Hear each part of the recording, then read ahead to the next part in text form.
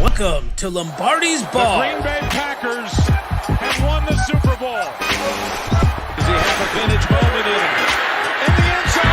It is caught for the win. The Green Bay Packers are going to be world champions, NFL champions for the third straight year. What the hell's going on out here? Jones, look at that balance. Aaron Jones, see ya. Rodgers, four-man rush, gonna float it down the seam. Adams has it, and he's in. Touchdown, Packers. 2nd and 6. Zadarius Smith. The beat goes on. And welcome in, Packer fans, to another edition of Lombardi's Bar. It is the #1 bar night of the year, and we are officially branded as the only COVID-free bar. So pull up a bar stool. Let's be safe, let's drink, and let's talk some Green Bay Packers football, everybody. I'm your bartender, Dan Connick. Thanks for joining us today. Going to bring in my two guys here that I always bring in, and we got to talk about Todd. But Jimmy, we're going to bring you in first because do you remember last week when Todd was like, "Oh, you always bring in Jimmy, and you talk so great about Jimmy, and then you bring me in, and you always rag on me." You remember we had that conversation last week? Well, Todd's a shitbag. What else? Well, yeah, but let's bring in Todd. So, Todd, you come in dressed like this. Well, what the hell? What the hell are we supposed to do? Happy Thanksgiving, guys, I guess. I don't know. Are we not being thankful this year? What the hell? I was super thankful until you popped in with that. I'm thankful that I don't have to see that in person. So is it connected to the glasses? No, it's separate. I'm wearing 2 pieces of flair today, boys. 2 pieces of flair. Did you shave your mustache? I did. What the hell? Now I'm extra disappointed. You know what? I'm not happy about it either. As I was going in, I shared with you yesterday, I had my COVID test yesterday, and I realized having a mustache, how much more frequently my hands were going to my face. So I decided that was probably a pretty bad look. Good news, less than 24-hour turnaround on my test, and I'm COVID-free, so that was nice. Like I texted you, good. I hugged my grandma today. Oh, did you give her a hug for me too? No, I didn't. But just never forget, Jimmy is a COVID survivor. So that's absolutely true. Todd wouldn't have been, so thank God he's not. Oh no, I would not have made it. Yeah, you'd have been dead. Wait a minute. Jimmy, did you take a show off because of COVID? Yeah, because I was fighting it like a you handled it badass so well that you couldn't sit there. Yeah, I don't want to tell you guys conversation for an hour. I don't want to tell you guys the truth. Dan, do we have a show to do? I was doing a run. Do. It's crazy. Hey, we got Lambo in Bulgaria today. I have a quick question. Nice. Is it really is today really like the biggest bar day? Yeah. Second biggest. What's Really? the first biggest, New Todd? Year's Eve. See, I don't think so. I think they What always about say Halloween? No, they always say that this is the biggest bar night of the year. Aside from New Year's Eve. Yeah, Because a lot of bars don't close on New Year's Eve. Also, Lambo Labo is lying to us. He's not in Bulgaria. I was watching Open Book earlier. He's obviously in Madagascar. Janelle, don't worry. We got something for you. Don't worry about that. Yeah, it looks like this. Yeah, we heard we heard the diss track that got laid down on Quick Slants earlier this week. But guys, we got a show to actually get to here. We don't have to. Yeah, I know. We could probably just skip over what the hell happened on Sunday. I'm drinking a rum and Coke because that's what I'm drinking up north. I'm drinking an all-day IPA. I am going with what do we have here? Prickly pear and orange, San Pellegrino, and then I also have on deck just a plain old Pellegrino, unflavored. So you like the unflavored? Just in case my spices get too my takes get too spicy, I've got just the plain old standard. We should get a drop button. The more I hear Todd talk, the more I think, you know we what? really do need Producer Nick needs a drop button. All right, That's fair. guys. That's fair. Obviously, the Packers had a terrible day on Sunday. Well, terrible because they lost, but I think there was some good to come out of it. So let's start with the good. Buy around. Who are we buying around for after Sunday's game against the Colts? Todd, I've been mean to you, so I'm gonna let you start. Oh, okay. All right, Todd, you can start. I'm just gonna go with Aaron Rodgers. Once again, end of the game. Granted, we didn't win it, but just having that feeling, no matter how a game is going, if it's close, knowing that you're in it because of number 12. And he made some insane throws once again. I mean, the PI that MVS drew in the end zone there, that throw from Rodgers was ridiculous. The deep pass towards the end of the game that he made was crazy. The no-look pass that he actually had to bring up himself before anybody else noticed it. I mean, it's just things like that you watch him and you're like, okay, this is not fair to a lot of other teams, namely the Chicago Bears. Easy, Todd. We got about 55 minutes of Bears bashing that we can get to. I've got plenty to go. Jimmy, who are you buying around for?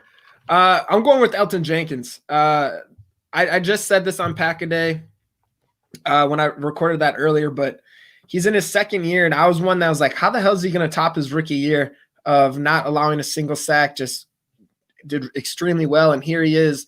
The way he outdid himself was instead of playing one position, he plays 4. So he's moved around to left tackle, left guard, right tackle. He played center yesterday, and he's only given up 1 sack and over 1,000 snaps with the Packers during his career. And it's just, that man is insane. And I don't want to say it's all because of us, because he was on Lombardi's bar, but I'd say like the Lombardi's bar bump is real.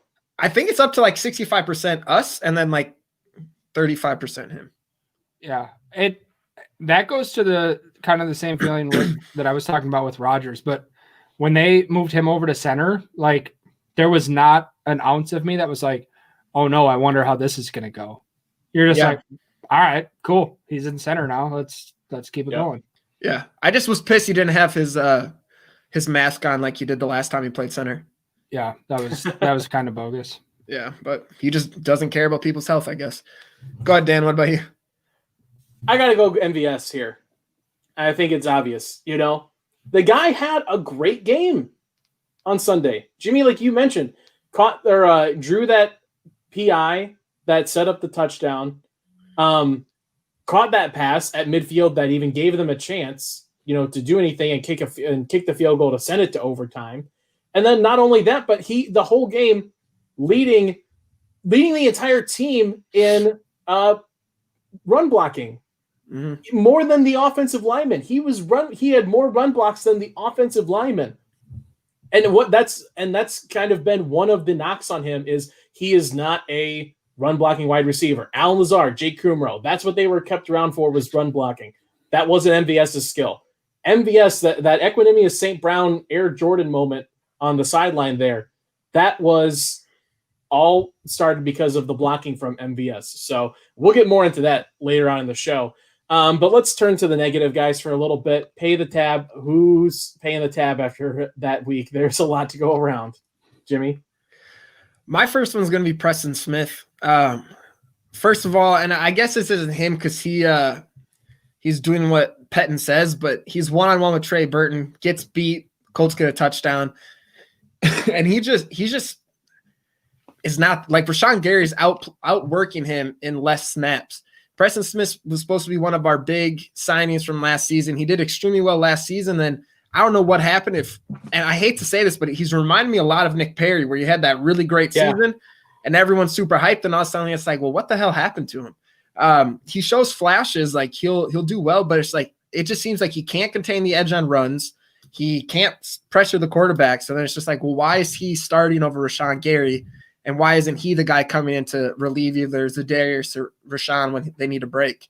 I don't know. I was so high on him before we came into the season that I'm just super butthurt about it. Yeah, no, that's fair. Todd? Yeah, and he had Preston played 80% of the snaps and Rashawn played 42. Like at what point do you watch those two guys play the same game and say, Preston deserves double the snaps? Like It was, I'm trying to find. So Andy Herman actually tweeted out earlier today The 2019 PFF grade for Jimmy Graham was a 58. Preston Smith so far this season is a 53.5. Like, for as bad a season as everybody says, that Jimmy Graham had last year, Preston Smith's worse. Yeah. Like it's and they're paying him more than what they were paying Jimmy Graham. Right. Also unfortunate. So yeah, I'm with Jimmy on that one. Pay the tab for me is Matt LaFleur. Again, some suspect play calling. Granted, it's hard to really do what you want to do on offense and kind of get things going with what they have 6 plays in the third quarter. So that's obviously tough. But again, let's talk snap counts. Aaron Jones, 50%. How is Aaron Jones only on the field for half of our offensive plays? When you have a weapon like that, you have him in, whether he's a decoy, whatever it is. And then when LaFleur was asked, is he dealing with something? He said, no, he's fine. So he's not dealing with anything. There's no reason for him not to be out there, yet he's not out there. So for that, Matt LaFleur is on paying the tab for me. I don't want to, there's a really great article on Pack Report. I'm not sure who wrote it, but it's about how Aaron Jones has not found his groove yet this year. I read it, and it's probably the best article I ever read in my entire life. But I wrote it. I wrote it, obviously. So yeah. Is that the one that you stole all my notes for? Oh, yeah. Yeah, the one where you mentioned, you called them out. I was like, ooh, let me type this up real quick. Whenever you see me zoned out, it's just I'm typing what you say into my my Packer Report article. I was wondering why you FaceTime me every morning. Yeah, well, that's just to see your beautiful face when I wake up. You never look better than you do when you first open your eyes. Yeah, that's debatable. My pay the tab here. Lambo, is it Labo? Labo in here. He's on it. No Mike Pettin slander this time. Bullshit. Did you forget what show you were watching, buddy? Mike Pettin forever and always has to pay the tab at this damn bar. Until the day that he has a pink slip, a little cardboard box with like some bobbleheads and a mug, and he's standing outside 1265. He is always paying the tab at this bar. I cannot believe that we're still here having this discussion. It was 3rd and 30. And you gave him 26 yards, Mike. Yeah. Like, it's the one thing you couldn't do. It was the first time in NFL history that a team has gotten 5 holding calls in a row, and you still managed to fuck it up. Yeah. I'm completely done. Did you so if you follow Zach Hicks on Twitter, he broke down a lot because he's like a Colts writer, so he broke down a lot of stuff with Phil Rivers, but then he just showed the Packers soft coverage, like on that 3rd and 13 where Hilton got an 8-yard, like just did literally like an 8-yard hitch and then was able to get a first down. And then they did another one where it was 3rd and 4. They were super close to the red zone. They were on like the 25-yard line. Our corner on him, it was a safety, went out on Hines because Hines split out wide, was 8 yards deep. It was 3rd and 4, and the person on him was 8 yards deep. Like, what the fuck are you doing? Like, how do you let that happen? Mike Pettin. Well, and LaFleur said it. If you're going to have soft coverage, your underneath guys can't be past the sticks. And that's where, you wonder, is that a player issue or is that a coach issue? Because I'm willing to bet it's not in Pettin's scheme that those guys are supposed to be that deep. So at some point, something's getting missed and not getting translated properly, and it's not coming out on the field. So whether that is Pettin just scheming things completely wrong, or guys just not making the right plays out on the field, definitely I'm still with Dan. Mike Pettin's to blame. Do you think so? Before LaFleur talked about they needed to get more pressure, and then we saw a lot more 4-man rush rather than the 3. Like, we still see it because it is Pettin, but now he mentioned in the presser that he did talk about the soft coverage. Do you think that's going to be something now that changes a little bit? Like, could we see Jair more pressed up on Allen Robinson this week? I hope so.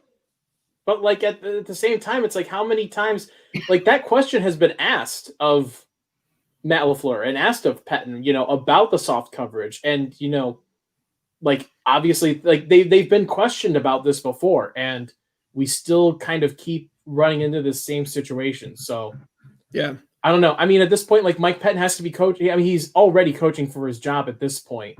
So, I mean, you really, I would throw anything at this. Yeah, let's get John Capers. Well, that's a Bears fan chiming in right there, guys.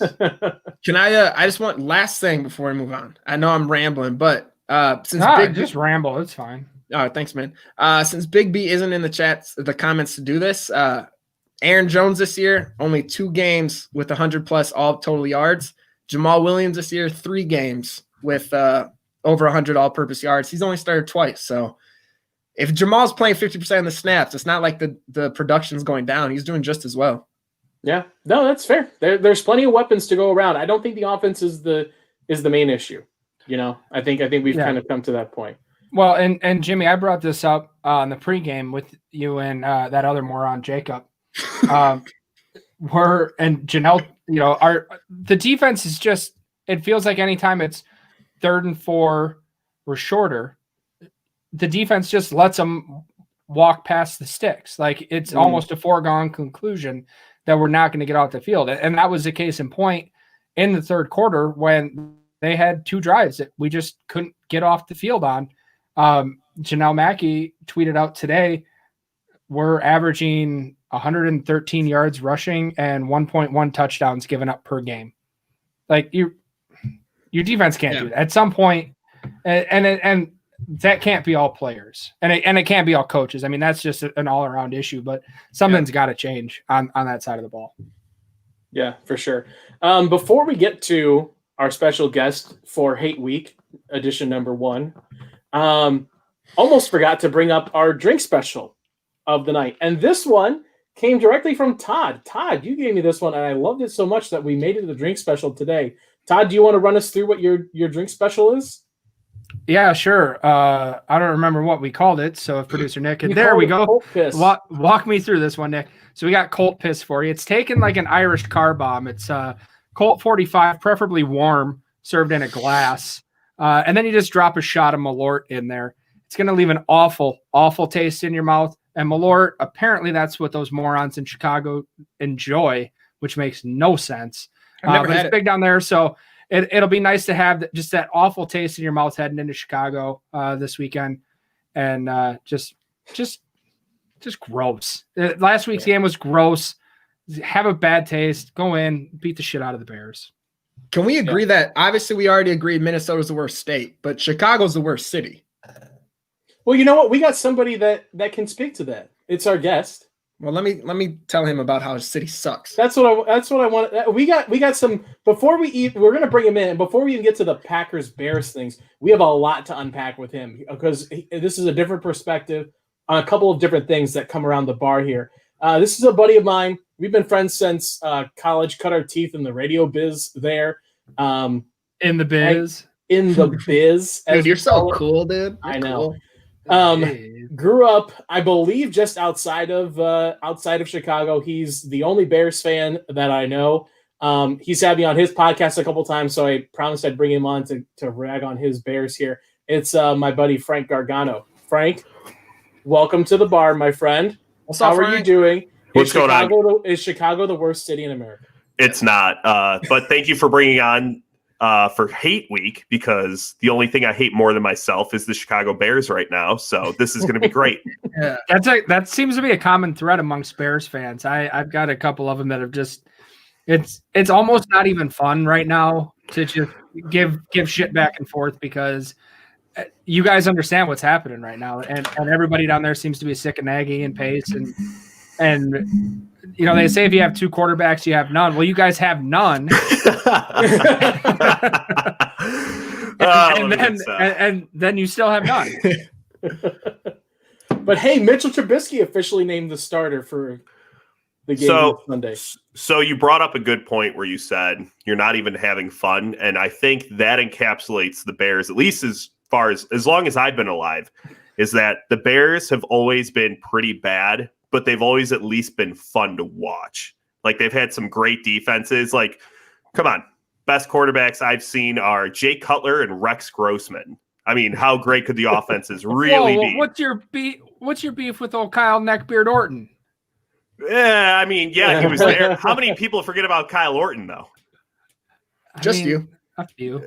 He's the Don Mikowski to Jay Cutler. To Jay Cutler's Brett Favre. But the team's not fun. I've heard some swearing on the show. Can we swear real quick? Say whatever you want. Yeah, to. Okay, good. Shit, Quick ass. All right, fuck.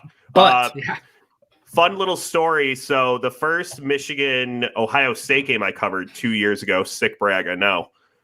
I turned around in line for the breakfast buffet, and it was Ryan Pace, GM for the Bears, like right after they drafted Mitch, I think.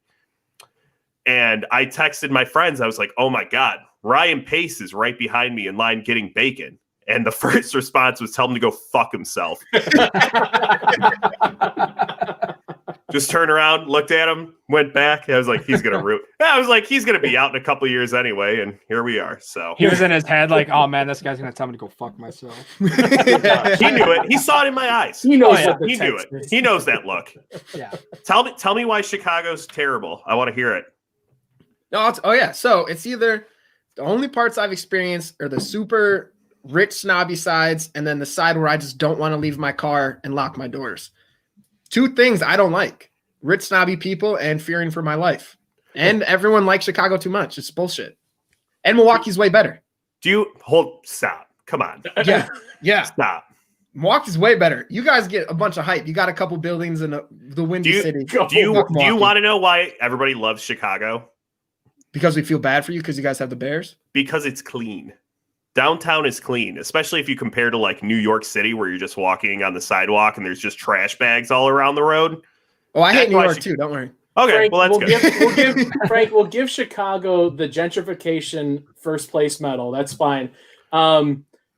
Here's something that we need you to settle. We have a running feud now with the state of Minnesota. Okay. We obviously all hate the state of Minnesota. Now, there's some people in the chat here, people that we work with, Janelle Mackey. Janelle, we absolutely love you. There's no ill will towards you, but your state is terrible.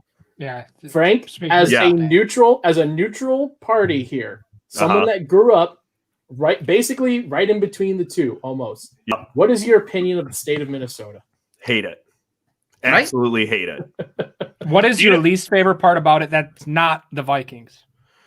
It's the weather. I went there once over my spring break, and it was just miserable. Don't have spring. Well, that's the thing. And I'm walking down the sidewalk. It's like March, and it's just like I'm skating on ice. Place is terrible. Here, it's a lot like Milwaukee, where it's like our cities listen. Our city's not much to write home about. So let's just have a bunch of hipster bars and restaurants, and hopefully that'll fix everything. But I love Milwaukee so much more. More than Minneapolis. Than Minneapolis. Milwaukee's way better. So much better. So you get everything you want here. Producer Nick is in our chat, and he's trying to figure out who we're dealing with. That really tall building in Chicago, what do you call that? Sears Tower. Okay. What do other people It'll never be called the Willis It is Tower. officially the Willis Tower. The naming rights were purchased, but it'll always be Bruce the Sears Willis. Tower. So it's kind of like Miller Park, where now that's a new name, but everyone's going to call it Miller Park. Right. Like I'm a Cubs fan, and I'll always call it Miller Park. It'll always be Miller Park to me. Yeah. If it makes you feel better, I hate baseball, so I'm cool with the Cubs. Yeah, Miller Park's awesome. I actually love Miller Park. The name. What's the name of Kaminsky now? Guaranteed Rate Field. Rate Field. It used to be U.S. Cellular Field. Mm-hmm. And people still called it like New Comiskey Park. If you come across a White Sox fan, but they're like unicorns nowadays. They're starting to come out of the woodworks because they're getting a little bit better. Weirdly, somehow, I am deeply ingrained in White Sox Twitter, which is just I started following a couple of dudes, and I mean they've got a fun team. Baseball is my real passion, so I'll get sidetracked quickly on this. But we have a mutual enemy in the Cubs, so I tend to get along with Sox fans. Okay. All right. I'll just leave that one. All right. Yeah. Yeah. I get it. You don't need to pick that up. Isn't Chance the Rapper a Sox fan? Big White Sox fan. He's from the South Side. So Outside. that kind of puts the Sox a little bit better than the Cubs. Mm. Oh, What the Cubs have famous fans. Have you ever been to either stadium? You know that part of Chicago where you don't want to get out of your car? Yeah, that's the the South Side. Oh yeah. That's like don't walk one block that way. Well, that could be Milwaukee too, but you guys know where to go. You gotta know what block not to walk down. Exactly. That's the fun of it. Yeah. That's the fun of it. like It's fun in game. Milwaukee. It's not fun in Chicago because I don't know the area. In Milwaukee, No. I know the area. And Milwaukee, at least, like most of the people you'll see on the street are probably drunk. Yeah, Whereas- that or on whereas- crack. It's one of the Right. In South Side of Chicago, they see you coming from a mile away. They've got your number. Frank, let's talk a little Bears Packers here. Do we I have want to get. Yeah, we kind of do. It's really the only reason you're. I know. All right, give it. I mean, I haven't even started shitting on the Cubs yet. If we want to do that, we can spend the next I 10 hate minutes or baseball. so Let's doing move that. on. We're not doing any of that. Whenever you want to shit on the Cubs, I'm always down. Perfect. Frank, we're gonna go around. This is just. We want to go and look back at the history.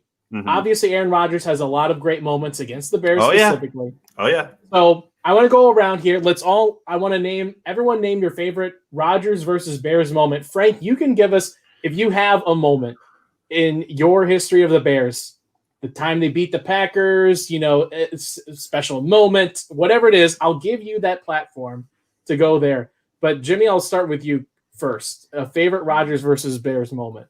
Has to be, I think it was 2014 where we ended half with a 42-0 lead and Rodgers had 6 touchdowns. Had to be my favorite. And then McCarthy told him he had one drive in the second half, so he wanted to go to tie the record and didn't get it. But that you have to. If you ever get a 42-0 nothing against 42-0 lead against Jay Cutler, it's just glorious. Fair. Totally. Todd? Mine is actually a game in which Aaron Rodgers didn't even throw for 250 yards, didn't throw a touchdown pass, and threw 2 interceptions. However, because he did rush one in and help us win that game, we went to the Super Bowl. It'd be the 2010 NFC Championship game. Classic game, obviously. Great one. Mine is much more recent. It's 2010 Sunday Night Football. Probably the best opening night game, the best game at Lambeau I've ever been to. The Packers are down 18-3 or 17-3. 17-3 at the half to the Bears. Aaron Rodgers is hurt. Comes back out at halftime. He scored that first touchdown. There was a Bears fan sitting behind me that I'd been kind of talking with and gotten friendly with. And he literally said, well, this game is over. I'm like, dude, I don't even think we're going to win this still. And he's like, trust me, I've been watching enough of this. This game is over now. Zach in the comments, he's a Bears fan. Same thing that night when Rodgers came back out in the second half. He sent me a text and was like, I don't like this. I don't like where this is going. I hate everything about this. That game, that was the one that the kid was streaming. It's not Randall Cobb again. Yeah. That video is one of my all-time favorite videos that's out there. I mean, just that kid, it's Randall Cobb again. It gets me every time. A classic. That's up there with Paul Allen's radio call of Brett Favre throwing the interception against the Saints. That's in my all-time pantheon of calls. Sorry, so Frank, we've done enough of ours. Your favorite moment of the Bears against Aaron Rodgers. I've honestly been sitting here trying to think because I was not given this question for prep earlier. I'm not trying to trap you here. I know you're not. I'm honestly trying to think, and what's sad, and it's really a testament to God, I hate saying this, that how great Aaron Rodgers is whenever I think of that man, 2 horrible moments just come into my mind. It's a couple years ago. It was at Lambeau. It was the season opener, I think, where the Bears came out hot. The defense just looked unbelievable. Aaron Rodgers got hurt, and I was like, that's it. Yeah, you were at the game. I was like, done. Yeah. That's it. I was so pumped. My mind was, I'm at the end. I'm thinking playoffs. I'm thinking all right, who do we got to get through to get to the Super Bowl? Look at this defense. It's so unbelievable. And then Rodgers comes like trotting out, and I have a group chat like with all my buddies from high school. And it was just a collection of, oh shit, he's coming back out. This is it. And we've seen, that's the thing with the Packers, part of their greatness is they have so many moments where you look back, and that's one of them where you're like, oh, I'll never forget this game. Because it's like a heroic thing. I was like, he's going to come out. He's going to be the hero. This is primetime perfection. This is exactly like if the NFL could have drawn it up, they would draw it up just like that. Like it was a story. And him coming out, and I've never been so angry watching a football game. Never. I think Bowling Green losing to Toledo in 2013, the year they won the MAC title. Yeah. You know what game I'm talking about. It was like 3rd and 20. Yes. Yeah. You know that's the only other game where I was just livid. I had to go in morning radio the next morning, and I was a producer. And he just opened up, and he usually starts with news, and he goes, Frank, the microphone is open. You can say whatever you want. Just have your hand on the dump button. That game, and then the playoffs where Bears lost to the Packers. Jay Cutler broke his thumb right on his throwing hand. Right. And I just remember walking into high school, and everyone just nobody said a word to each other. Like everybody was so pissed off, except for all the Packers fans, because I lived about 25 minutes south of the Wisconsin border. So that was always a fun rivalry because we had a bunch of Packers fans, a bunch of Bears fans. And I don't think I said a word to any Packer fan that day. They just let me have it. And that was it.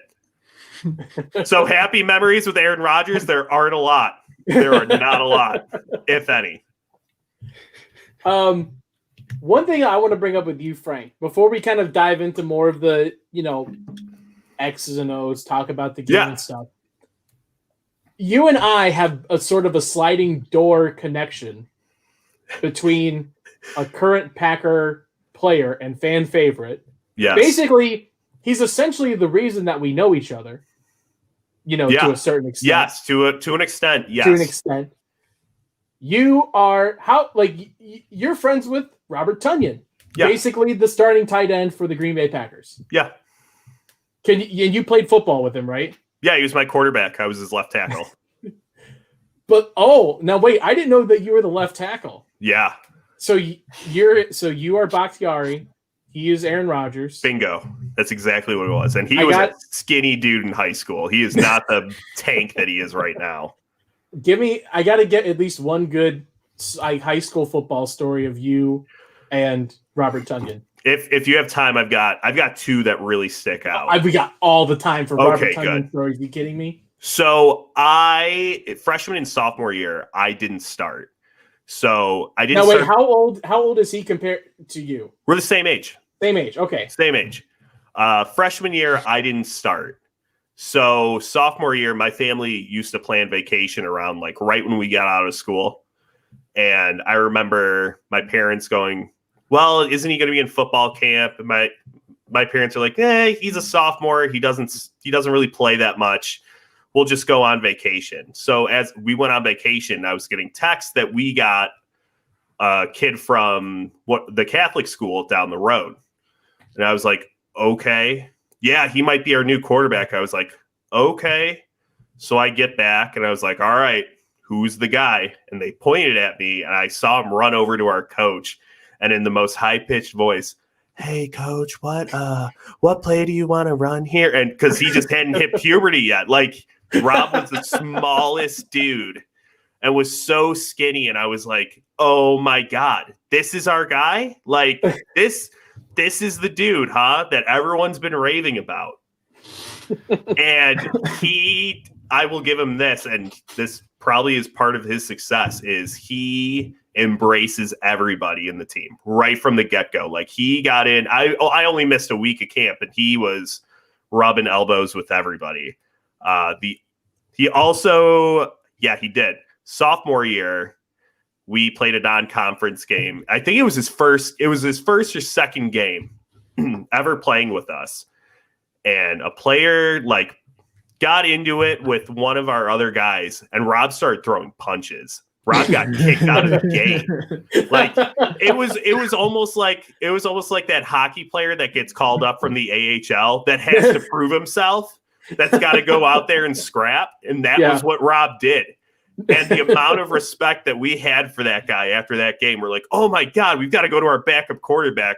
But at the same time, we're sophomore football. Who cares if everyone's waiting for the varsity. We're the appetizer. Like that, he gained a lot of points in our book. The last one I've got, our senior year, again, I was left tackle, right? Pretty important job. We did Oklahoma drill once a year. And they're like, all right, last matchup. And I look across from me and it's Rob. So I'm like, all right, whatever. I'm going to go low. I probably won't even just tackle him. Like, I'm just going to, let's get through this rep. And I think we've got offensive series next, like 2-minute drills. So let's go. And he stuck his helmet right in my shoulder, dislocated it. I was out for the first 2 games. And I think he was talking shit to me afterwards. Like after he found out, like, oh, you're going to be okay. Yeah, how do you like that, pussy? You know, I don't know if he said those exact words, but I never let him forget it. Hey, man, remember when you popped my shoulder out? But I could also say, well, he went on to the NFL, so that's a win. Right, you got your shoulder blown out by an NFLer. Yeah, so it's fine. Yeah, he's a great guy. I don't text him often during the season just because he's in football mode. Dan follows me on Instagram, and I posted like a story of me putting, like I put him in my fantasy lineup because George Kittle was hurt. And he messaged me, he's like, so what ranking am I in fantasy? I said, 2. And he just sent me the eye emoji, like, let's go. Yeah, he's an awesome kid, awesome family. And that's how we know each other. Yeah, that's great. So his sister got a full ride scholarship for volleyball at Bowling Green. And for whatever reason, I think I Googled, you know, how data mining works. I might have Google searched it, and I started getting stuff in the mail for BG. I knew I wanted to get into sports broadcasting. Turns out they had a great program for it, and that's how Dan and I met. That's right. Called a couple of Danielle Tunyon's volleyball games. And you didn't even make the connection. No, I didn't. Danielle Tunyon, like that name sticks in my mind. Like there are so many of those volleyball games that I had to call. So I've said Danielle Tunyon's name over and over again, probably more than any other, player at Bowling Green because of the amount of volleyball that I did, and didn't even make the connection that she might be related to the guy playing tight end. And Dan, you might agree with this, but having grown up with both of them for some time, as competitive as Rob is, and he's very competitive, Danielle's probably even more competitive. She's intense. Danielle she always scared me. She's so nice. The whole family's so nice. But Danielle, when it's competition time, even if like you're competing in like drinking, Danielle's ready to compete at all times. That's the Tunyon way. Basically, all that we did at Bowling Green is competing. Exactly. Oh, yeah, and they won the MAC title. Like that was a damn good team. She was a great volleyball player, super competitive. Yeah, that's true. Who wins in a beer chugging competition? David Bakhtiari or Danielle Tunyon? Ooh. See, here's the thing about Danielle is she's a great trash talker. She's like Michael Jordan trash talker. Rob was the same way in high school. I don't know if Rob is. Rob's actually calmed down quite a bit. You've got to like really egg him on to get him going. Danielle is a world-class trash talker. I think Bakhtiari will probably win, but she'll try to rattle him. That's her strategy. All right. Danielle will probably get in there and get like she'll be like the scrappy AHL player and like punch. She'll Bakhtiari prove herself. She'll like punch Bakhtiari in the gut to get an edge. And Joe Buck finally admitted this past broadcast, and I love this, that he's been butchering the name Tunyon by calling him Tanyan. And over the years, I'm like, did I get it wrong? Like, did I call my friend the wrong last name for years? Like, it was in my head. Because they have pronunciation guides. If you ever looked at a media guide, like if you don't know how to say a name, it's all at the bottom. Even like Jim Smith, for whatever reason, in the NFL, they make sure all their bases are covered. Now it's like he's in my head, man. Like, maybe it's wrong. And then Danielle freaked out on Twitter like last week or 2 weeks ago, like sounding it out. Tunyon rhymes with Funyon. Get it right. Like at NFL. I'm like, oh, thank God. I feel much better. We've got a great image. Game on Wisconsin. We did a great it was awesome. Yeah, I loved it. The Robert Tunyon on the Funyon bag. I absolutely loved it. Whoever created that did such a great job. Let's talk about this game here a little bit more in depth, like this week. Matchup that we're most looking forward to here, guys. Todd, why don't you kick us off with the matchup you're most looking forward to on Sunday? It's got to be Khalil Mack against our offensive line. The games kind of go whichever way he goes. When he first came over in 2018, remember that first game, which was the one that Rodgers led the miracle comeback in. He had a sack, a pick six, forced a fumble that he recovered. Like, was all over the place. Just an animal. Took a miracle to win that one. Then they beat us in the second one. He had 2.5 sacks and 6 tackles. Moving into last year, he had 5 tackles in the first matchup that we won and 1 tackle in the second one. So, I mean, and he's really the only player on that roster that scares me. There's nobody else on there that you really look at and go, I mean, like Roquan Smith's nice. Eddie Jackson's nice. Allen Robinson, solid. Would love to have him, but they're not guys that scare you. Khalil Mack scares you and can take over the game. And just having that offensive line, if they can keep him in check, I think we'll be all right. Yeah, for sure. Jimmy, what about you? Mine's going to be the Packers pass rush against this this offensive line. I was looking, and I know we had a couple comments in the chat saying who cares about PFF, but I like to look at it. So I was looking at that, and what is it? Your left tackle, is it Leno or Leno? I'm just going to call him Leno. Leno. Say it again? Leno. So yeah. It's not pronounced like Leno? That's disappointing. Yeah. I'm going to call him Leno anyways. It'll make him cooler. He's had 3 games where he's allowed 5 or more pressures. Your center, Whitehair, so going against Kenny Clark, he's had 4 games where PFF rated him under 30 in pass protection. And then your right tackle, Coward, gave up 5 pressures just last week. So for a defensive line who's had a lot of struggles at some point and people complain about pressures, I just bitched about Preston Smith. Like, this is a good game for it to step up, and especially Rashawn Gary. He can really make some noise this game, but I really want to see Kenny Clark go against Whitehair in the middle and see what he can do, because he's had a couple solid games now. He's stacking up good games, and I want to see now he's kind of getting fully healthy. If you hear footsteps, it's my wife bringing me a beer because she's an angel. But anyways, I just want to see that defensive line. They said hi. She said, "Fuck off, Todd." No, so I just want to see. I just want to see what they can do against this kind of, no offense, Frank, but shitty offensive line. Nope, that's about right. I'd agree. I'd agree. Mine has to be Allen Robinson versus Jay Alexander, because after Darius Slay left the conference, like, Jay Alexander is, I think it's safe to say he's the premier cornerback in the conference right now. And like all the talk last year, every time it was the Lions game, it was Darius Slay versus Devontae Adams. Like, this is a matchup of the Titans. So now it's flipped where Jay Alexander goes up against Allen Robinson, who I think you can make the argument that Allen Robinson is the second best wide receiver in the conference. Like, I would conference or division. Division. I'm sorry. Yeah, division. In the NFC, in the North. I would say it goes Adams, and I like Allen Robinson more than I like Thielen. Personally, So you're not feeling it? I'm not feeling it. You're not feeling it. Okay. No. Nice. But no, I mean, this is good. That is a huge matchup. Especially with another injury to the secondary again for the Packers in the Colts game. How does that affect things going forward?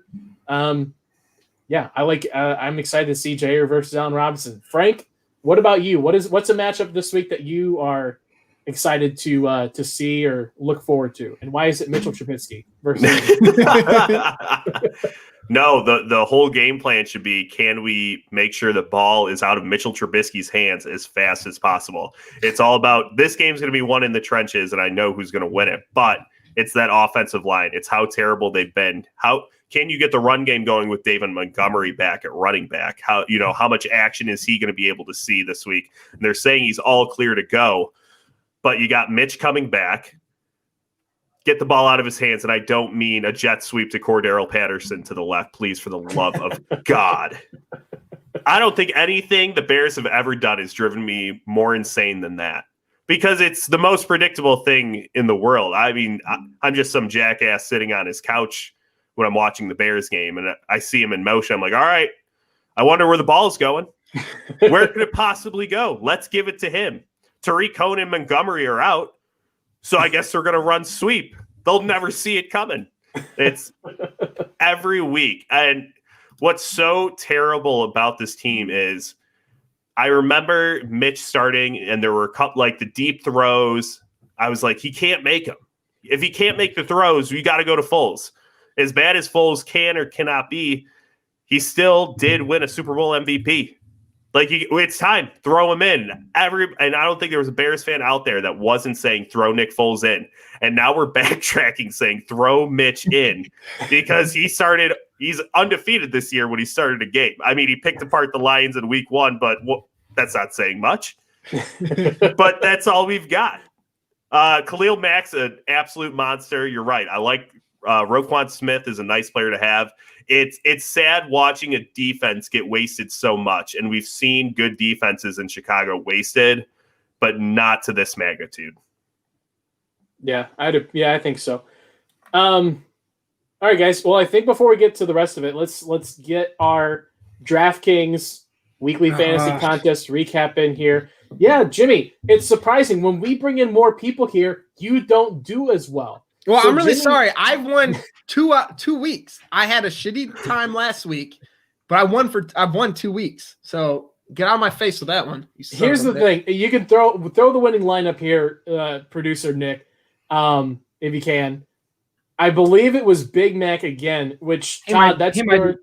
Yeah, he said if he wins the third time, we got to let him come on the show. That's 2 now, right? Yeah, this is number 2. Yeah. So congratulations, Big Mac. Again, for winning the fantasy. Real quick, what are we paying Nick for? Yeah, producer Nick. I gotta jump. It's not in here. God The damn. hell it's not. I threw that in there. Dan's an idiot. Put that in there. I swear, like I am in a different situation right now. I'm under pressure. I swear it's in there, Nick. Nick, what's the Figure teddy it bear's out. name? I'm Figure Team it out. Nick. This isn't he's Chicago. frozen. No, he's frozen. Get the hell off my screen. Get out of here, Nick. Anyway, Yeah, we'll be so- tweeting the link out again for this week's contest to join us. Nothing up for grabs. You're not putting anything up. It's just for fun, but you do get a chance to beat Jimmy, which Aaron almost actually did. Aaron reluctantly joined, and she never plays fantasy football, and she was leading for most of Sunday. So Yeah, you could be the next Aaron. And the three of us finished at the bottom. Finished. I have finished. I have I finished jumped in last front of you or guys on second to Monday last night. I finished last. week. Yeah, and Dan, congrats on finally cracking 100.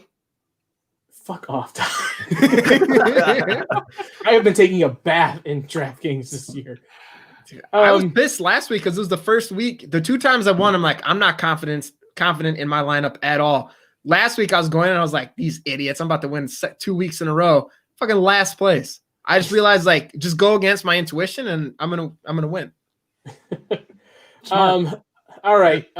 Before we move on to our last bits and get into our beer bets, let's address our drunk tweet of the week. If you've been following Packers Twitter at all over the last couple of days, I think you know exactly where we're going with this.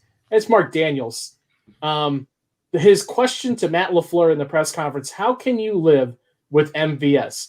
Now, rightly so, he took a bunch of crap for it. He also came out, I think, and apologized a little bit later on Twitter, said he apologized to MVS. I don't think we need to pile on too much anymore because I think he got, what was kind of coming to him with that. But, like, come on, man. MVS he was one of the best ranked wide receivers in that game last week. And you like to pile on like that in a press conference setting with the head coach, like, That is uncalled for a credentialed member of the media. They get ballsy, Dan. Some of them get asked some ballsy questions. I've sat into some press conferences where I just want to sink down in my seat because I was like, "Wow, that was pretty." Well, and you've had to was sit out through there. a bunch of sit through a bunch of Jim Harbaugh ones, Which What- are what- the weirdest press conferences you'll ever sit through. And it all depends. Win or loss, he's always in a different mood. And it's not always depending on what the outcome is. He just says some weird things, and he'll finish a thought, and then his SID will call on another reporter to ask a question, and then he'll start the answer back up again because he just thought of something. Almost like, I thought of a really good comeback. But it was too late. No, Jim, there's no too late with Jim. He'll just keep going. Well, and I think to say that Mark Daniels apologized. It wasn't an apology. Because it was I apologize for the harshly worded question. Like, that's not an apology. That's right. It was basically that's like, sorry that I asked a question that you guys are too soft for how it was worded. Right. Like, and then everyone's like, I'm sorry okay, that he you got apologized. offended. That's fine. Like, get out of here, dude.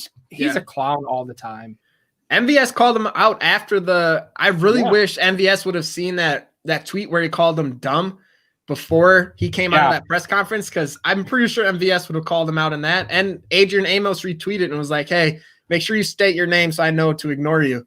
Like, the guy, like, what a dumbass thing to do. Like, and then you see him too, like, on the sideline. He's on his knees. Like, people are coming over to console him. MVS is the only fucking reason that we were in that position.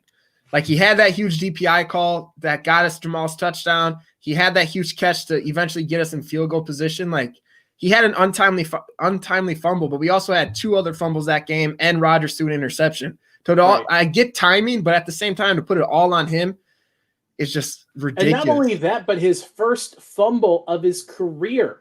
Yeah. Out of 48 games, 42 games, his first fumble. Like that, there's no excuse for the hate that he got out of it. So it's safe to say Mark Daniels is not allowed on the show. No, Mark Daniels does not have a stool open. Yeah, we'll kick him out of the bar. Yeah, exactly. It's honestly, though, it has made Packers Zoom conferences like a must-watch this week, just waiting to see That's true. if he's going to ask a question and how the response is going to go, which hasn't worked out to be real entertaining yet. I know I definitely perked up when I heard them call his name in the MVS presser. I was like, all right, let's go. And I don't think Marquez was ready and really knew who it was at that point in time. Yeah. That'll come back. Don't worry. It's not like NFL players are known for holding grudges or anything. Yeah, they forget things right away. They don't hold them. Let's get to some beer bets for this week, guys. So Frank, Yes. the way that we do this, I'm going to give you a prop bet here, and you're going to say, which side of the coin you're going to go with. Okay. And you need to give us how confident you are in your wager. How many beers? How many Bakhtiaris? Ooh, So we go I like it. Bakhtiaris. So 1 Okay. to 5 Bakhtiaris is your scale here. I love it. I like the little graphic too. That's nice. Thank you. So the first one, this got brought up in the chat, and I think it has to be addressed. But you mentioned Cordero Patterson as a running back, but obviously special teams is where he goes, or does most of his damage. So Cordero Patterson, does he score a special teams touchdown this week? The Packers have looked absolutely horrendous on special teams the last couple of weeks. He just ran that one kickoff back against the Vikings. Is that something that you're willing to bet on? Does Cordero Patterson score a special teams touchdown? Jimmy, start with you. I'm gonna just because. Sorry, I didn't mean to get you right before you. No, you're good. If you would have asked me this last week, I would have said no. But because, like you just mentioned, our special teams have looked like absolute horse shit, I'm gonna go yes, because they've been really fucking up lately. So I'm gonna go yes, and I'm gonna pull a Todd here and go 5 Bakhtiaris. All right, 5 Bakhtiaris. Todd, we know you're going to go 5, but Well, hold on. My last one wasn't 5. That's I the only went one you one. ever did that wasn't 5. that was the only one you've ever done. I'm going to go 5. No, they don't. But special team, like, I've got a question. What the hell did they see with J.K. Scott that they were like, hey, we've got another punter signed, ready to go in Indianapolis. Oh, but J.K. decided he's good to go, so we're going to throw him on a PJ and get him down here so he can punt? Like, at what point do you be like, hey, you know what, J.K., you're actually not good. Just stay home. Like, you're not going to do us any good being here. We've got a guy. Anybody can step in and punt for 30 yards like he did. Get out of here. But then he'll do that one punt where it's like 50, 60 yards. Or like 65 yards. Yeah. Shut up. And then he'll do 4 in a row again where the announcer's like, oh, that went right out of bounds. And we're like, yeah, sure did. Thanks for announcing that for us. No, I'm hoping that the special teams got an ass chewing this week and they, again, have that taste in their mouth going into this week's game and actually play a little bit of football maybe on special teams. And I think they can stop Cordero Patterson. Todd, I'll side with you too. I'm going to go 2 Bakhtiaris though, because ever confident. No, I'm not. I'm not confident in the special teams at all. But I mean, it is just so random. Like I am perfectly fine in this game if you kick every kickoff directly out of bounds and every punt directly out of bounds. I don't care where it ends up. I would rather put my faith in this defense against a Mitchell Trubisky-led offense than give Cordero Patterson the ball. Frank, you are nodding your head. Do you agree with me? Yeah, it's the only thing you guys have ever been scared about in the past 30 minutes I've been on here. So why in God's name would you even kick it to him to begin with? If you saw after he returned the kick last week, Mike Zimmer was furious that the ball even got to him. I mean, it's the old look, the game plan's pretty simple. If you know your special team sucks, make sure Cordero Patterson doesn't get the ball. If you just let Mitch Trubisky try to beat you, you will win this game. I'm going 3 Bakhtiaris that he will not return a kick. All right. A lot of faith in the competence of the Packers special teams. That's pretty big, Frank. It's a mistake. I have more faith in the game plan than I do the special teams unit. All right, Aaron Rodgers, in the last 2 games against the Chicago Bears, he has thrown for exactly 203 yards in each game and thrown 1 touchdown pass. So over-under, he does that again this week. 203 yards and a touchdown. Todd? 5 Bakhtiari's over.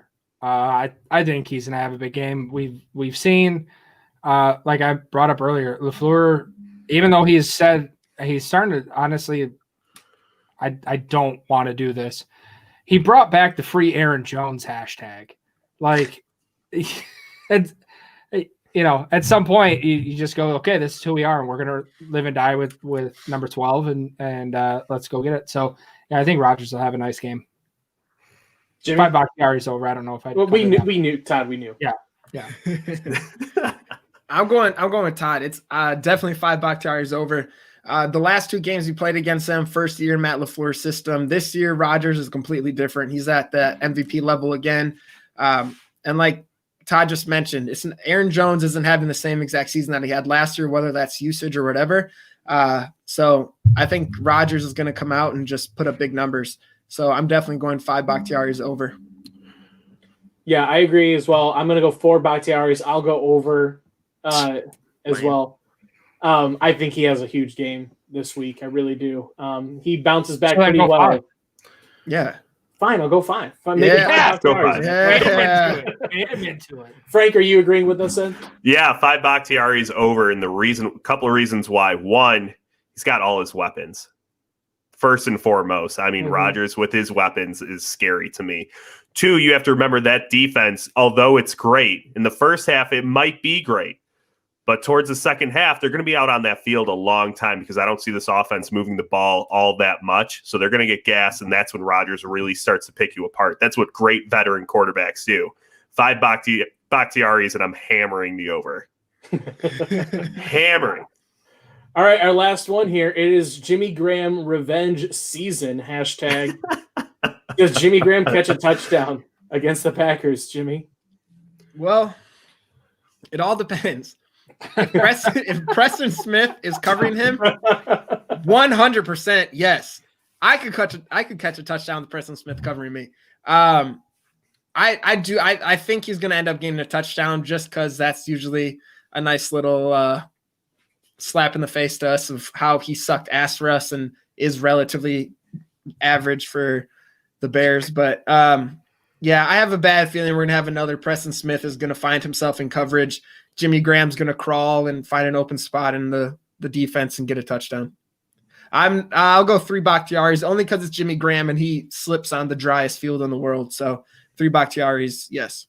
That's true. He's like Shaq trying to come down with a rebound. He's always falling over. Yeah. Todd? 5 Bakhtiaris. Did I Yes. surprise you? He's like, oh shit, I'm in this. Todd, is this like your thing? You always go 5? Yes. Oh, this is Yeah. this is the yeah. This is okay. I love it. Yeah. It's like Jimmy said, it's one of those things you're going to go, all right, of course he's going to have a touchdown against us. He was awful when he was here. We paid him way too much money to be here and be awful. Yeah, he's going to get a touchdown for the Bears against us. It's just how it happens. Yeah, I agree, and I saw that. I agree with Janelle. 5 Bakhtiaris, the broadcast crew mentions his basketball career. They have to. I mean, Chris Collinsworth always brings up basketball. He played basketball in college, right? What? No, I can't. Did you guys know that Matthew Stafford and Clayton Kershaw were friends? No, I couldn't know. Swear Went to on high my school life. together. Went to the Went to same high real. school together. Yeah. No Yeah, way. I heard it once. I heard they kissed. I don't want to be the one to break that news, but Went to the They same did. Hopkins together. All gas, no brakes. Frank, what do you think? That's true, Lambo. That's how we do it. All gas, no brakes. I'm going to go 1 Bakhtiari, yes. And the reason why I say yes is because Matt Nagy isn't smart enough to get more reps to Cole Kmet, that tight end that they drafted, who's actually pretty good. I was shocked to see Todd's loving it. It's true. And everyone's like, Cole, and they even ask Matt Nagy, like, hey, is Cole Kmet going to get more playing time? We've seen just some great things from him. And he just gasses the guy up after like a bad loss every week. It was like, yep, I think we should see more of him. And we never do. So I'm going to go 1 yes. All right, I'll go 3 yes, just because God hates us and there's some sick, twisted individual that likes to toy with my emotions. As we wrap up here, guys, real quick fire, because it is the eve of Thanksgiving. Something that you're thankful for this year. 2020 has sucked ass. What is something that you are thankful for? It can be football related. I'll open it up to anything you want. Todd wrote on the sheet, nothing dumb like family or health. So give me whatever you want. Something you're thankful for, Todd. I'll start with you. Honestly, I'm gonna go for with the Game On Wisconsin crew. I think I can speak for all of us here. It's been a ton of fun. Jimmy and I were texting about that last week. Just the opportunity to do this, sit around and joke around with you guys every week. Definitely been one of the highlights of 2020 for me. For sure. So I'll second I'm that. For thankful for you clowns. Jay, Even Jacob Westendorf. I'm thankful for that guy. Let's not push it. yeah, we'll not put. Don't. I'm push feeling that. good. I'm all gas. I'm feeling good. All right. Shoot. I'm not gonna lie. That's the one I was gonna pick too. But so I'll just piggyback on that. I can't talk, You man. still didn't get It's it. hard. Dude, I know. I said pity. Talking's hard. Yeah, it really is. So I don't know, just opportunities we've had this year just to cover the Packers. I really didn't start doing this kind of in depth until like March and April of this year once COVID hit and I was stuck in my house. So just the opportunities that have come from Jacob and everything to just join this crew and hang out with you idiots and then I don't know, talk to players and stuff. I never thought I'd talk to Packer players and have to see Todd's ugly face every Wednesday of my life. But no, it's been a fun year, as shitty as it's been otherwise. RIP Kobe.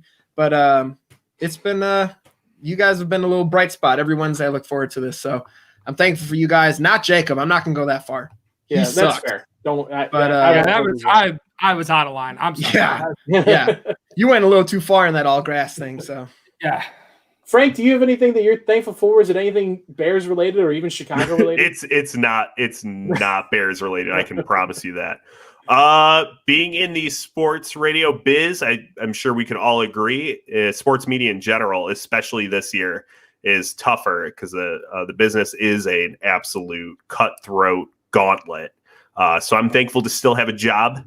to see through the first couple of months of COVID and, able to get the NHL season back on, able to get the NBA season back on, able to come out and play football, not just the NFL, but college as well. Whether they should have played or not is a little bit of a different story. We could debate that, but I am thankful that a lot of this stuff is still going on and a lot of great reporters aren't out of a job. That's fair. I like that a lot. Mine is going to be kind of weird. I'm thankful for Twitter.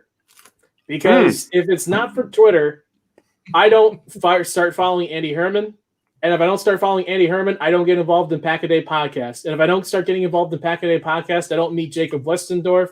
And if I don't meet Jacob Westendorf, I don't get to be a part of this whole thing and Game On Wisconsin and everything. So basically it's Jimmy's answer, but longer, extra steps.